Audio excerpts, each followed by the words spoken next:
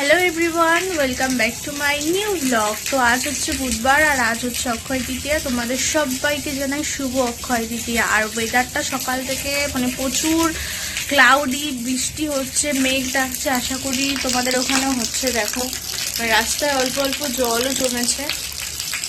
তো তোমরা অনেকেই কমেন্ট করছিলে যে এটা ফুল ব্লগ দাও, সারাদিন কী করো। আজকে কিন্তু তোমাদের সাথে সেটাই শেয়ার করব। তো চলো, একটু আগে ঘুম থেকে উঠলাম, জাস্ট ফ্রেশ হয়ে উঠলাম, এখন কিন্তু ব্লগটা স্টার্ট। দেখো মা চা নিয়ে চলে এসছে আর বাইরে বৃষ্টি হচ্ছে, খুব দারুণ লাগছে।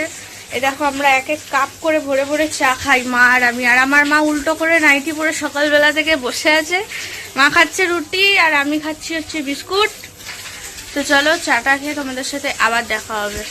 চা খাওয়া হয়ে গেছে, বিছানাটা করছিলাম আর তার মধ্যে দেখো ঐশী এসে হেল্প করছে। মানে খুব ভালো, ওকে যদি বলো না একটু কাজ করে দাও, ও কিন্তু মানে করে দেয়। হেল্পিং হ্যান্ড, আমার মিনি হেল্পিং হ্যান্ড।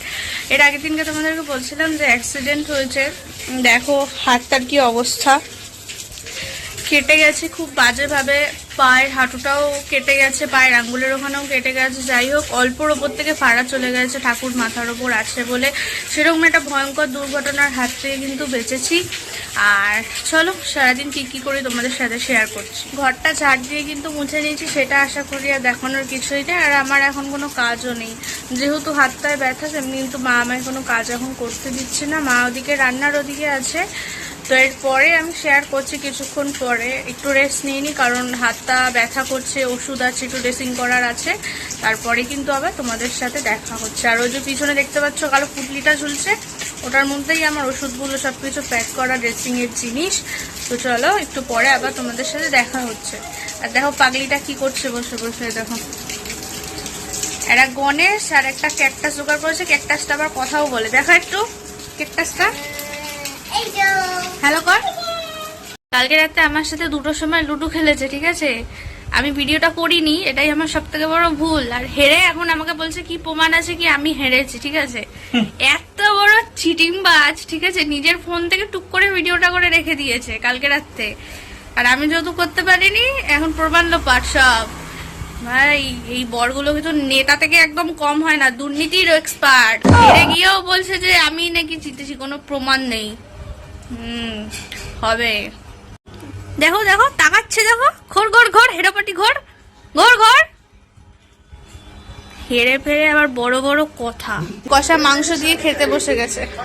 মা এখানে মাংস রান্না করছে, দেখো মাংস ফুটছে, একটু পরে ভাত খাবো। 3টে বাজে, তাও আমাদের এখনো খাওয়া হয়নি।